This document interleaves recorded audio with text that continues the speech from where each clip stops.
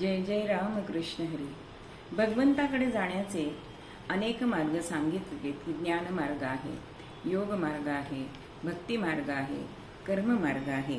पण या कर्म मार्गाच्या वेगळेपणाबद्दल लिहिताना संत तुकाराम महाराज असे लिहितात, ऐसे कैसे झाले बोंदू, ऐसे कैसे झाले बोंदू, कर्म करोनी म्हणती साधू, कर्म करोनी म्हणती साधू, कैसे झाले बोंदू, ऐसे कैसे झाले बोंदू, अंगी लावूनिया राख, डोळे झाकुनी करीती पाप, कैसे झाले बोंदू, ऐसे कैसे झाले बोंदू, दाविती वैराग्याची कळा, दाविती वैराग्याची कळा, भोगिती विषयांचा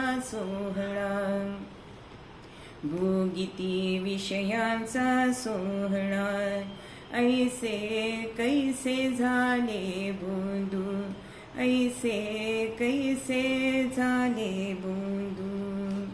अहो, अंगाला राग फासून डोळं मिटण्याचं ढोंग करून पापवासनेला खत घालणारेच अधिक असतात. वरून वैराग्याच्या कळा दाखवतात, पण अंतःकरण मात्र कुजलेल्या कोळ्यासारखं असतं.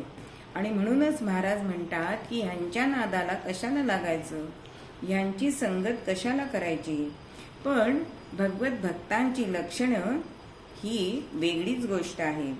अहो, ज्यासी भगवत भजनी विश्वासू, विधी निषेध त्याचा दासू, देखोनी निज भजन विलासू, स्वये जगन्निवासू सुखावे.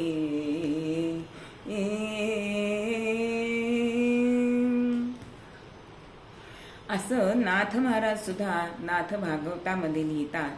अशी ही जर भक्त लक्षणं असतील तरच त्यांच्या आहारी जावं, अन्यथा चार हात त्यांच्यापासून दूर असावं. जय जय राम कृष्ण हरी.